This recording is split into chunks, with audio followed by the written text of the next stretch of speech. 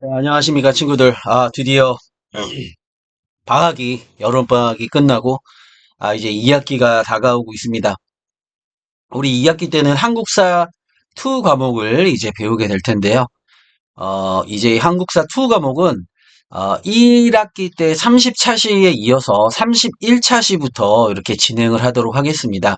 그래서, 오늘 첫 번째 시간이 이제 31차시를 배우고, 차례대로 32, 33 이렇게 일주일에 3차시씩 나간다고 생각하시면 되겠습니다.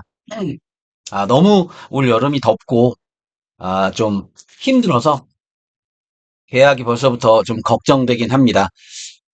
하지만, 우리 다 같이 한번 힘을 내서 또 열심히 하다 보면, 또 시원한 가을이 곧 오지 않을까, 이런 생각을 하면서, 일제강점기, 시작해 보도록 하겠습니다. 오늘 배울 31차 시는 이제 1910년대 무단 통치와 관련된 내용입니다. 우리가 일제강점기를 배울 때는 1910년대 무단 통치 시기, 그리고 1920년대 문화 통치 시기, 그리고 1930년대 이후 광복까지 이 민족 말살 통치 시기 이렇게 시기를 이 세 개의 단계로 나누어서 여러분들 공부를 하시는 게 좋습니다. 대개 이제 단원도 그렇게 나눠져 있고요. 그래서 시기별 일제가 어떻게 통치를 했는가, 그리고 어떤 경제적인 수탈을 어떻게 하였는가, 여기에 대해서 우리는 또 시기별로 어떻게 일제에 저항하였는가, 뭐, 요런 내용들을 여러분들이 좀 이해를 하면서 정리를 하시면 훨씬 더, 머릿속에 잘 정리되는 그런 부분이라고 볼 수 있겠습니다. 1910년대 이제 일제가 우리나라를 식민지로 만든 첫 번째 시기에 통치 방법을 무단 통치라고 합니다. 그러니까 무력을 동원해서 무섭게 통치하는데요. 이때 이제 이 헌병들이 경찰 역할을 했다 해서 이제 헌병 경찰 통치라고 하고요.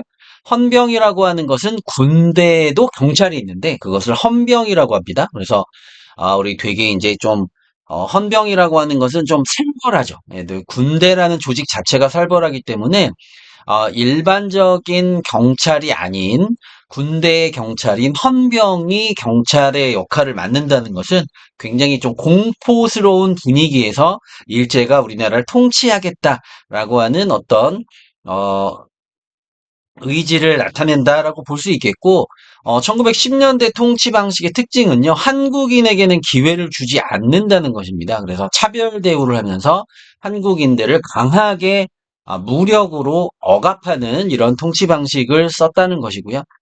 자, 헌병경찰 통치 내용을 좀 잘 정리를 하셔야겠습니다. 여기 크게 보면은 왼쪽에는 정치적인 통치 방식이 무엇인가, 오른쪽에는 이제 경제적인 수탈 방식이 무엇인가, 이렇게 정리가 되어 있는데 공통적인 내용은요, 바로 1910년대에 자행된 일제의 어떤 시기적으로 통치 방식이었다는 것이 되겠습니다. 자, 1910년대는 이제 조선 총독부, 통감부를 대신해서 총독부를 두게 됩니다. 자, 조선 총독은 일본 육해군 대장 중에, 다시 말하면은 이제 대장이라고 하는 거는, 현역 군인들 중에서 가장 높은 직위를 갖고 있는 계급상, 별 4개짜리의 현역 군인을 의미합니다. 그래서 이 조선 총독은 현역 군인 중에서 임명이 됐고요. 일왕의 직속이 되어서 일본 의회나 내각의 통제를 받지 않았다. 이것은 입법, 사법, 행정, 군사권 모두를 조선 총독이 장악해서 자의적으로 빨리빨리 이 판단을 해서 뭔가 독립운동을 차단하고 강하게 통제하는 것을 가능하게 만들어줬다. 이렇게 이해하시면 되겠습니다. 자, 조선인들이 정치에 참여를 시켜주겠다는 명목하에 이 중추원이라고 하는, 중추원은 뭐 이전부터 중추원이라고 하는 이름의 기구는 고려시대부터 존재했죠.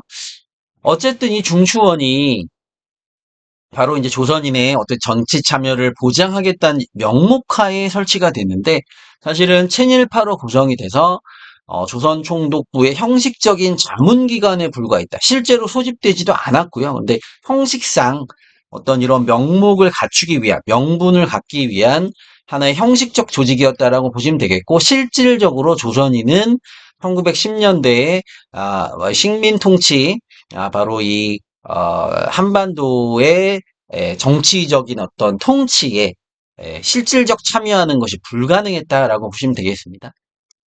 자, 헌병경찰제를 시행했다. 아까 말씀드렸죠. 그래서 군대 경찰인 헌병이 경찰 역할, 일반 행정사무까지 처리를 했다. 강력한 독립운동 탄압에 의지를 두었다라고 볼 수 있겠고, 이 헌병 경찰에게 무엇이 주어졌냐? 즉결 심판권이 주어졌습니다. 이게 법원에서 어떤 재판을 받지 않고도 3개월 이하 징역에 해당하는, 혹은 뭐 구류 잠깐 가둬놓는다든지 아니면 태형, 뭐 이렇게 몽둥이를 쳐준다든지 이런 것들에 해당하는 좀 경범죄 같은 경우는 헌병 경찰이 즉결 심판을 할 수 있는 이런 권한을 줬다는 것이죠. 자, 조선인들에게는 통합이 가능했습니다. 몽둥이로 볼기, 엉덩이를 이게 눕혀놓고 때릴 수 있는 이런 형벌을 우리가 태형이라고 하는데, 조선인들만 적용하는, 물론 이게 1920년대에 여러 가지 어떤 인권이라든지 아니면은 뭐 재판받을 수 있는 권리를 침해하는 거기 때문에 국제적인 문제가 돼서 폐지되었지만, 이런 태형 틀에 눕혀놓고 때릴 수 있는 이런 법령이 시행된 시기가 언제다? 1910년대다. 그래서 여러분들 이 시기를 공부하실 때는 아까 선생님 말씀드렸지만 1910년대, 20년대, 30년대 이후를 구분해서 정리를 하셔야 된다 말씀을 드렸어요. 자, 아까 10년대에 한국인에게는 기회를 주지 않는다고 말씀드렸죠. 언론, 출판, 집회, 걸사의 자유. 바로 인간의 기본권을 모두 제한하게 됩니다. 국민으로서의 기본권을 제한한 시기가 바로 무단통치 1910년대였다. 그래서 우리 대한제국 시기에 우리 민족의 목소리를 대변하던 황성신문, 대한매일신보 같은 신문들을 폐간했고요. 1911년에는 우리 바로 애국개몽 운동 때 배웠던 신민회를 해산시키는, 그래서 105인 사건을 날조하게 되죠. 그래서 이런 사건들이 바로 무단통치 시기에 있었다는 것. 자, 교육면에서는 고등교육 기회를 주지 않았습니다. 그래서 기초적인 어떤 보통 교육이라고 하는 건 지금 이제 초등학교에서 배우는 이런 기초적인 어떤 교육을 얘기하고요. 실업 교육은 뭔가 이제 직업으로서 뭔가를 실행할 수 있는 그런 교육을 얘기하겠죠. 그래서 우리 한국인에게는 뭐 대학 교육과 같은 고등교육 기회를 부여하지 않은 이러한 교육 정책을 우리가 우민화 교육 정책이다라고 부릅니다. 어리석을 우자에 백성민자, 어리석은 백성화 시킨다라는 뜻이죠. 거기다가 중요한 일반 관리와 교사에게 칼과 제복을 착용하게 하였다. 이게 교과서 이제 12페이지에 여러분들 이제 나오게 되는데요. 우리 교과서 12페이지를 보면,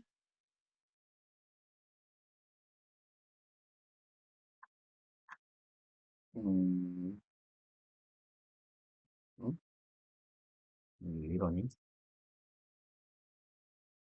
자, 12페이지를 가보도록 하겠습니다. 이게 이제 시험에 굉장히 자료를 통해서 많이 나오잖아요. 그래서 여기 있는 태형 도구, 이게 이제 조선 태형령이 시행됐던 시기 1910년대를 의미하는 거고요. 경찰범 처벌 규칙, 뭐 요런 것들. 그 다음 여기 보시면, 요것도 이제 시험에 자주 나오는, 여기 보시면 예, 그 학교에 이제 교사들이에요. 앞에 앉은 게 교사들이고요. 뒤에 앉은 게 학생들인데, 검정색 옷을 입은 교사들이 여기 보시면 칼을 지금 가지고 있습니다. 그래서 제복을 입고 칼을 치고 수업에 들어갔던 시기가 언제냐? 1910년대 바로 헌병 경찰 통치 시기였다는 거 잘 기억하시고요. 자, 이제 1910년대 일제 경제 침탈 관련된 내용을 좀 보겠습니다. 가장 중요한 것은 이제 토지조사 사업과 회사령이라고 볼 수 있는데요. 토지조사 사업은 정말 정말 중요합니다. 시험에 반드시 나오죠. 100% 나온다 볼 수 있겠는데 13페이지에 자세한 내용이 있고요. 말 그대로 토지를 조사하는 사업입니다. 1912년부터 18년까지 시행이 됐으니까 정확히 무단통치 시기였던 1910년대 시행이 됐고요.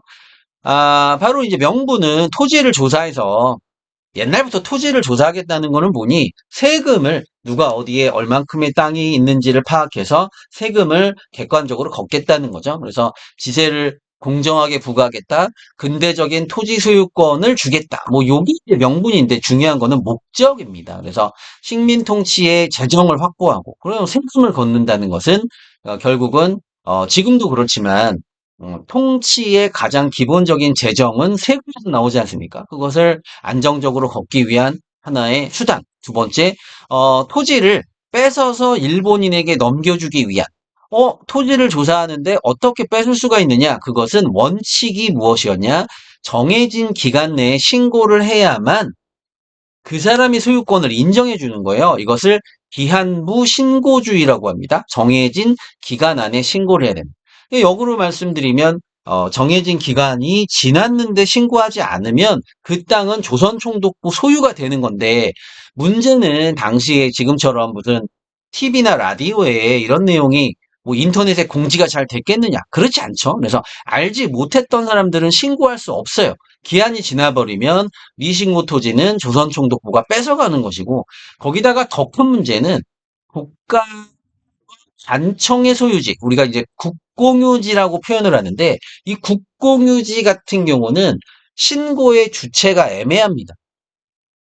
시간이 지나는데 이 국립 혹은 공립 소유의 국가 소유의 혹은 관청 소유의 이런 토지 같은 경우에 이게 뭐 개인 소유의 땅이 아니기 때문에 이것을 어떤 식으로 신고를 하느냐 이런 것들이 되게 애매할 거 아니에요. 이런 경우에는 조선 총독부가 알면서도 기간이 지나도록 이렇게 하면서 조선 총독부 소유로 모두 편입을 하게 된다. 근데 이 국공유지의 어떤 면적이라고 하는 게 어마어마하거든요. 전체 뭐 국가 토지의 3, 40%를 차지하는 이러한 어마어마한 땅을 모두 그렇죠. 토지조사 사업을 통해서 조선 총독부가 갖게 되었다는 겁니다. 자, 신고된 토지에 대해서는 세금을 부과하니까 조선 총독부의 통치 자금을 확보할 수 있고 두 번째, 소유되지 않은 토지에 대해서는 이 땅을 뺏어서 1908년에 설립된 동양척식 주식회사가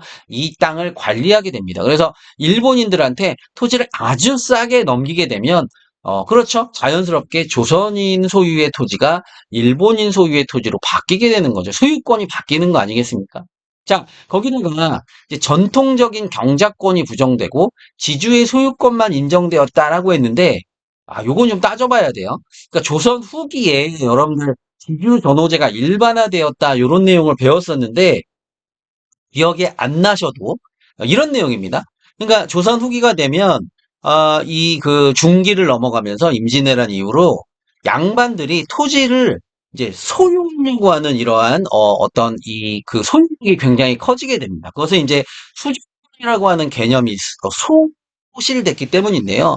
그러니까 이제 뭐 예를 들어서 뭐 과전법, 직전법 같은 경우는 토지에서 세금을 거둘 수 있는 권리를 직접 개인이 행사할 수 있었다면 이게 이제 없어지게 되면서 수주권이라고 하는 게 모든 관리를 포함한 양반들은 소유권을 가지려고 노력하게 됩니다. 그러면서 어떻게 됐느냐?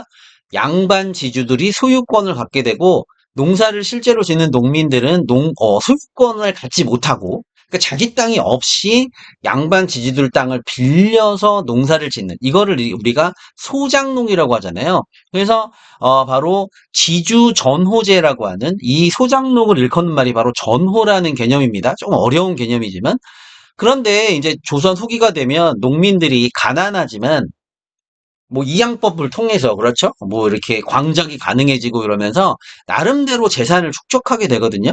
그러면서 이 토지에 대한 권리로서 새롭게 등장한 게 바로 뭐냐? 경작권이라고 하는 개념이 생겨나게 됩니다. 그러니까 토지를 소유하고 있는 권한도 있지만 농민들이 소유권을 갖지는 못해요. 하지만 이 토지가 우리 아버지, 할아버지 때부터 계속 이 땅을 경작할 수 있는 권리는 이 양반 지주로부터 얻어냈다는 거죠. 그러니까 지금으로 따지면은 뭐 예를 들어서 뭐 어떤 점포에서 오랫동안 장사를 하게 되면 그게 이제 이 그 그 건물 소유주로부터 월세를 내고 이 점포를 빌린 거잖아요. 하지만 이제 뭐가 있냐면 장사를 오래 한 어디 권리금이라고 하는 걸 갖게 되거든요. 지금도. 그런 개념이라고 보시면 되겠습니다.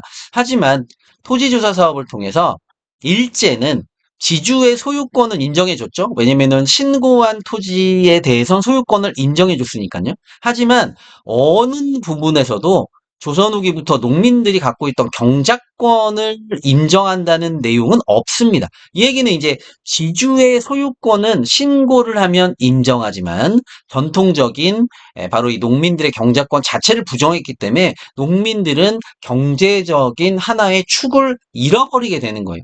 내 땅이 없어도 경제권을 갖게 되면 안정적으로 농사 짓는 게 가능한데 지금 이제 그게 불가능해진다는 얘기죠.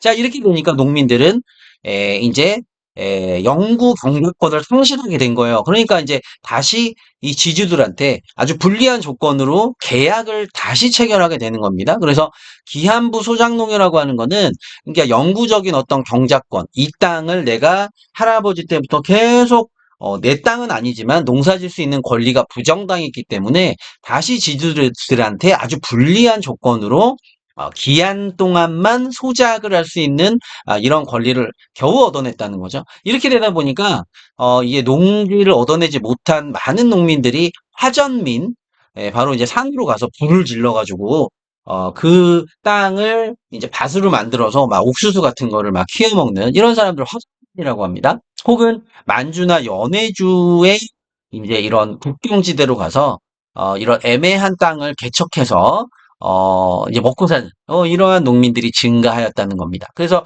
토지조사 사업으로 인해서 조선 내에 농민들이 몰락하게 되었다는 이런 어떤 결과가 나타났다는 거 이거 잘 기억하셔야 됩니다. 자, 회사령은 뭐냐? 회사 설립과 관련된 법령인데요. 자, 1910년에 만들어진 이 회사령은 뭐냐? 결국은 회사 설립을 조선총독 허가를 받아야 된다라는 건데 1910년대 통치의 특징이 뭐라고 했니? 한국인에게는 기회를 주지 않는다.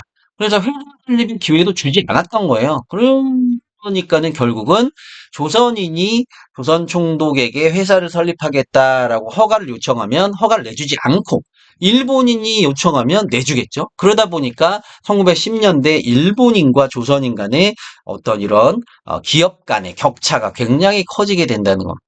예. 그런데 재밌는 건 1920년이 되면 이 회사령이 폐지돼요.